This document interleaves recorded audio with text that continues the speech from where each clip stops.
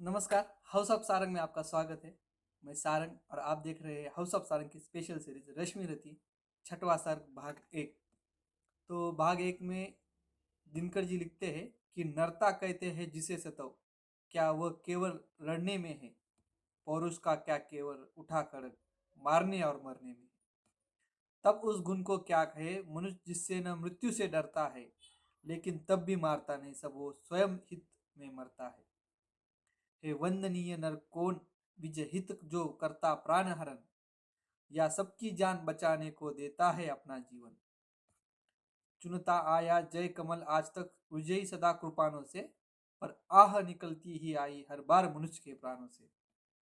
आकुल अंतर की आह मनुष्य की इस चिंता से भरी हुई, इस तरह रहेंगी मानवता कब तक मनुष्य से डरी हुई। पाश्विक वेग के लहर रहू में कब तक धूम मचाएंगी, कब तक मनुष्यता पशुता के आके यूं झुकती जाएंगी। यह जहर ने छोड़ेगा उबार अंगार न क्या बुझ पाएंगे, हम इसी तरह क्या हाय सदा पशु के पशु रह जाएंगे। किसका श्रृंगार किसकी सेवा, नर का ही जब कल्याण नहीं, किसके विकास की कथा जनों के ही रक्षित सब प्राण नहीं। इस विस्मय का क्या समाधान रह रह कर क्या होता है, जो है अग्रणी वही सबसे आगे धीरज खोता है। फिर उसकी क्रोधाकुल प्रकार सबको बेचैन बनाती है, नीचे कर शीन मनुष्यता को ऊपर पशुत्व को लाती है। हा नर के मन का सुधा कुंड लघु है, पर अब भी कुछ रीता है, वह अधिक आज तक व्यालों के पालन पोषण में बीता है। वे व्याल नहीं चाहते मनुष्य भीतर का सुधा कुंड खोले, जब जहर सभी के मुख में हो तब वह मीठी बोली बोले। तो रश्मि रति छठवा सर्ग भाग एक यहाँ खत्म होता है। और भाग दो में थोड़ी सी यह सुधा मनुष्य का मन शीतल कर सकती है। बाहर की अगर नहीं पीड़ा तो भीतर तो हर सकती है। लेकिन धीरता किसे अपने सच्चे स्वरूप का ध्यान करे, जब जहर वायु में उड़ता हो पीयूष बिंदु का पान करे। पांडव यदि 5 ग्राम सुकर लेकर सुख से रह सकते थे, तो विश्व शांति के लिए दुख कुछ और न क्या कह सकते थे। सुन कुटिल वचन दुर्योधन का, केशव न क्यों यह का नहीं, हम तो आए थे शांति हेतु, पर तुमने चाहा जो वही सही। तुम भड़काना चाहते अनल धरती का भाग जलाने को, नरता के दम पशुओं को चुनकर शान बनाने को, पर शांति सुंदरी के सुहाग पर आग नहीं धरने दूंगा। जब तक जीवित हूं तुम्हें बांधवों से युद्ध न करने दूंगा। लो सुखी रहो साले पांडव, फिर एक बार वन में जाएंगे, इस बार मांगने को अपना वे सत्व न वापस आएंगे।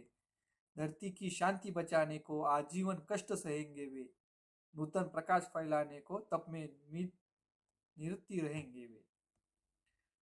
शत लक्ष मानव का समूह 10-5 जनों का सुख क्या है, यदि शांति विश्व की बचती है तो वन में बसने में दुख क्या है। सच है पांडव नंदन वन में सम्राट नहीं कहलाएंगे, पर काल ग्रंथ में उससे भी वे कई श्रेष्ठ पद पाएंगे। होकर कृतज्ञ आने वाला युग मस्तक उन्हें झुकाएगा, नवधर्म विधायक की प्रशस्ति संसार युगों युगों तक गाएगा। सीखेगा जग हम दलन युद्ध का, कर सकते हैं त्यागी होकर, मानव समाज का नयन मनुष्य कर सकता है वह रागी होकर। रश्मि रथी छठवा सर्ग भाग 2 यहाँ खत्म होता है। और भाग 3 में दिनकर जी लिखते हैं, पर नहीं विश्व का हित नहीं क्या हो ऐसा कहने से, प्रतिकार अनेका हो सकता क्या उसे मौन हो सहने से। क्या वही धर्म जो लो जिसकी दो एक मनुख में जलती है, या वह भी भावना सभी के भीतर छिपी मचलती है। सबकी पीड़ा के साथ व्यथा अपने मन को जोड़ सके, मोड़ सके जहां तक समय उसे निर्दिष्ट दिशा में मोड़ सके। युग पुरुष यही सारे समाज का विहित धर्मगुरु होता है, सबके मन का जो अंधकार अपने प्रकाश से धोता है। द्वापार की कथा बड़ी दारुण, लेकिन कली ने क्या दान दिया।